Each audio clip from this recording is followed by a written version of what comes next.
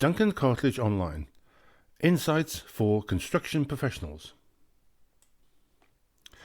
Welcome to this special episode of the Duncan Cartledge Online podcast, the online resource for construction professionals. Duncan Cartledge Online offers more than 9 hours of video presentations that's available 24/7 for just £7 a month. Please remember to subscribe to your usual podcast provider so you don't miss out on any updates, and be sure to visit our YouTube channel for additional content. It's great to have you with us again for another episode. As always, I'm joined by Barney, my red Labrador, who helps keep an eye on things and occasionally offers some invaluable advice. Both Barney and I would be delighted if you could take a moment to write a review. Your feedback really does mean a lot to us. If this is your first time listening to a Duncan Cartledge Online podcast, welcome. Please remember to subscribe and catch up on our previous episodes.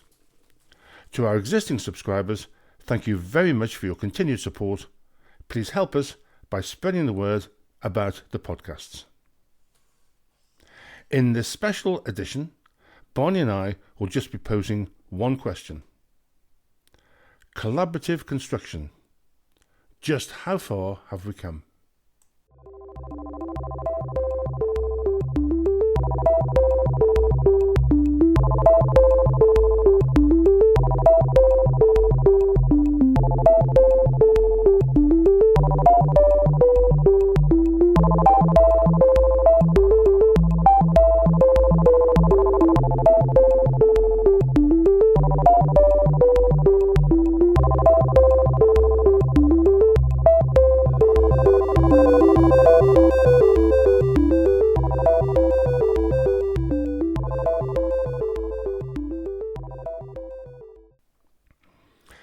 About 20 years ago, I wrote a book called Procurement of Built Assets, which involved interviewing a variety of people and organisations advocating greater collaboration in the procurement of building work of all sorts. This was only a few years after the publication of the Latent report, which urged construction to adopt a more collaborative approach to construction procurement. Construction is thought by some to be unique, and therefore unsuitable for the introduction of management techniques common in other sectors to promote collaborative working. The uniqueness, it is claimed, is characterised by the bespoke nature of the product, a proliferation of small firms forming temporary alliances resulting in little common vision and leadership, the separation of design and construction. To quote Sir Harold Emerson, in no other important industry is the responsibility for the design so far removed from the responsibility for production. In addition, there's uncertainty due to variable demand and fierce competition created by competitive tendering for work, creating low levels of commercial profitability, sometimes referred to as the race to the bottom. But is construction really that unique? For example, an industry with similar characteristics is shipbuilding.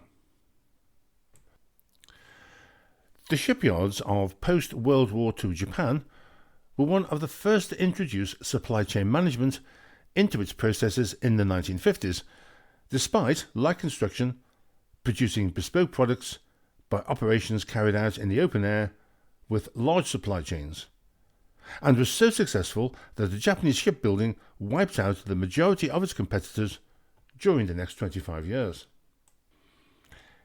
It is reported that Japan spent 6 months planning a new project with the collaboration of the supply chain, and then construction followed that was right first time and delivered to schedule, whereas others started work immediately without supply chain input and spent years carrying out costly reworks and missing delivery dates. The New Engineering Contract, or NEC, was established in 1986 by the Institution of Civil Engineers with an aim to draft a new form of contract to assist in the application of proactive project management. The NEC has an emphasis on collaboration between the parties and is increasingly used across UK projects, particularly in the public sector and infrastructure projects.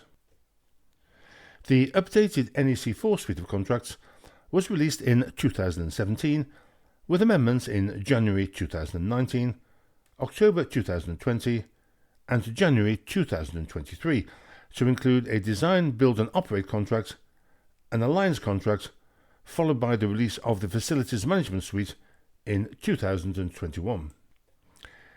NEC4 encourages a flexible and collaborative approach with parties to act in a spirit of mutual trust and cooperation. The collaboration clause sits at the first clause in the contract, setting the agenda for the project, although parties struggle to understand and implement the intent of the drafting. The other major standard form, the JCT suite of contracts, is known for its traditional structure and clear approach to risk allocation. The JCT is widely used in the private sector, particularly for full design and build projects, and allows for a more hands-off approach for the employer, with risk allocated from the outset. Within the JCT Design and Build Contract 2024 edition, the collaboration provision is now included within the articles. JCT encourages the parties to work together and with the project team in a cooperative and collaborative manner, in good faith and a spirit of trust and respect. Previously, in the 2016 suite, this was an optional provision. So, here's a question.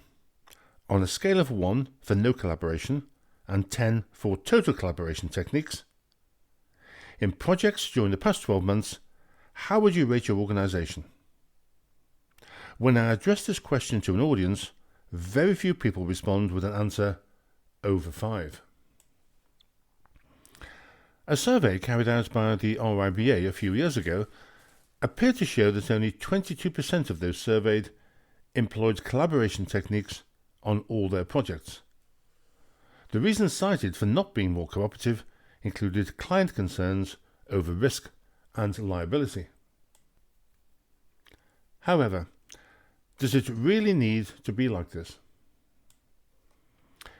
In 1995, Glaxo identified the need for a new laboratory and office building in Ware, Hertfordshire, to enable rationalisation of research and development functions following the merger of Glaxo with Wellcome.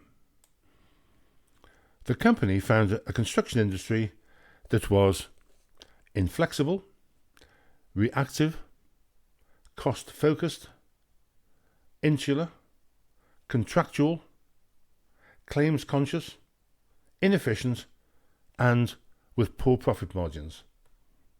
Does this sound familiar? One of the people I interviewed for my book referred to earlier was Kevin Thomas, the then Director of Worldwide Strategic Planning for GlaxoSmithKline Research and Development, who created Fusion, based on his vision for a new way of working, building in fairness, unity, seamlessness, initiative, openness, and no blame. Apart from the values-led culture, 2 things set Fusion projects apart from traditional construction contracts. The first was the procurement process. In a traditional procurement process, the client identifies the need for work, appoints designers to develop a specification, then appoints a different team to carry out the work. Procurement is generally by lowest price, based on incomplete information, and inevitably leads to arguments over changes that occur during the design and construction process. By comparison, the Fusion approach tackled things differently.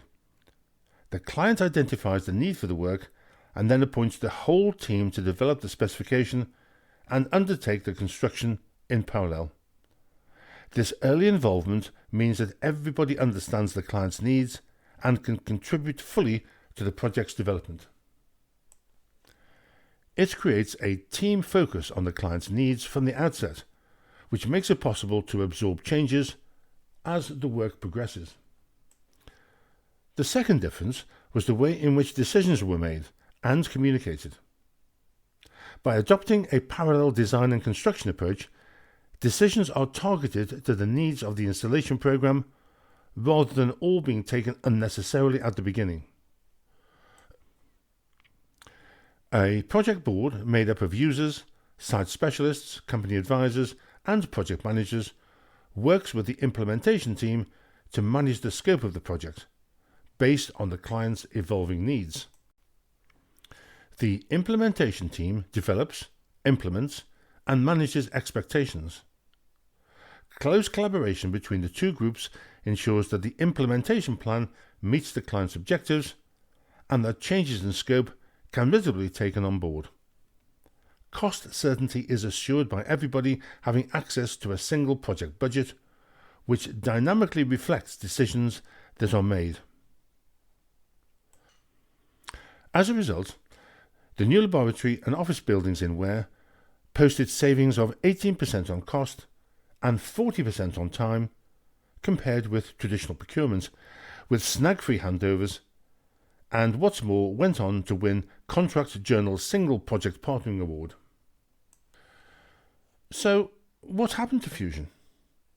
Well, it lives on, sort of, as Kevin Thomas was involved in the development of the Integrated Projects Insurance (IPI) model, which was included in the government's 2011 construction strategy and the construction playbook, as one of a series of new, more effective procurement models designed to move away from siloed adversarial behaviour towards a more collaborative environment. The IPI model is underpinned by a form of single project insurance and a new alliance contract. This covers an alliance where the client sits alongside the design and construction teams for all risks, including third-party liability, delay in project completion, cost overruns, and latent defects for 12 years. I have commented on the lack of latent defects insurance in the UK on previous podcasts. IPI adopts collective sharing of project opportunities and risks, with a commitment to no blame, no dispute between alliance participants, maximising the potential for gain share. However, as with Fusion, IPI has not been widely adopted by the UK construction industry, with only a handful of demonstration projects being undertaken. It would appear that collaboration is too scary to contemplate, so we'll just stick with confrontation, as it's easier. Well, on that happy note, that's all for this special episode. I hope you found it interesting. Thank you for listening right through to the end. Barney and I think that your stamina is outstanding. This has been another podcast from Duncan Cartridge Online. We'd really appreciate it if you would help us by spreading the word, subscribing, and, if you have the time, writing a review. Until next time, thank you for your continued support and take care.